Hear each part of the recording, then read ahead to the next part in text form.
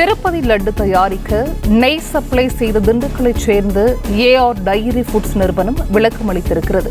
கூடுதல் விவரங்களை நிர்வாக ஆசிரியர் மகாலிங்கம் வழங்க கேட்கலாம். மகாலிங்கம், வணக்கம். இந்த விளக்கம் தொடர்பான முழு விவரங்கள்.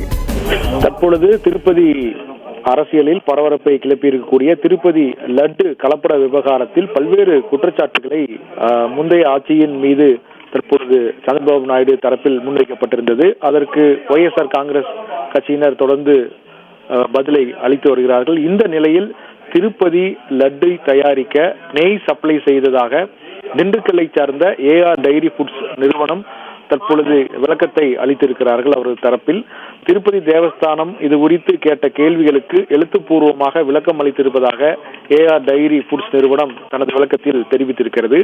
2 மாதங்களுக்கு முன்பே இது குறித்த விவகாரங்கள் பெரிதானதாகவும் இது குறித்து தங்களிடம் விளக்கம் கேட்டதாகவும் தேவஸ்தானம் தரப்பில் விளக்கம் கேட்கப்பட்டதாகவும் 2 மாதங்களுக்கு முன்பே முடிந்து போன விவகாரத்தை பெரிதுபடுத்த வேண்டாம் என்றும் திண்டுக்கல் ஏஆர் டைரி ஃபுட்ஸ் நிறுவனத்தின் தரப்பில் சொல்லப்பட்டிருக்கிறது.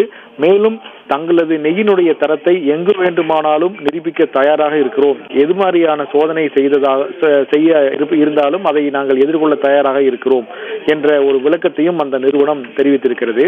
திருப்பதி ஏழுமலையான் கோவில் லட்டு தயாரிப்பதற்கு ஏஆர் டைரி ஃபுட்ஸ் நிறுவனம் சப்ளை செய்த நெய் தரமற்றதாக இருந்ததாக 2 மாதங்களுக்கு முன்பாகவே குற்றச்சாட்டு என்பது எழுந்திருக்கிறது.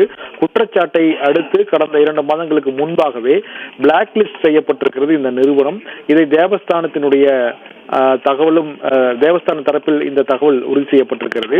அதனால் தற்பொழுது இந்த நிறுவனம் நெய் சப்ளை செய்யவில்லை என்றும் தெரிவிக்கப்பட்டிருக்கிறது.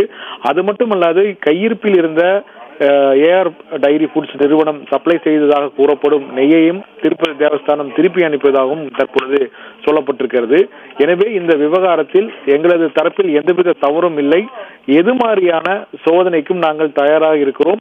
திருப்பதி தேவஸ்தானம் எழுப்பி வரும் கேள்விகளுக்கு அறிவியல் பூர்வமாக தொடர்ந்து பதில் அளித்து வருகிறோம். இதில் எங்களது தரப்பில் எந்தவித தவறும் இல்லை என்று அந்த நிறுவனம் விளக்கம் அளித்திருக்கிறது.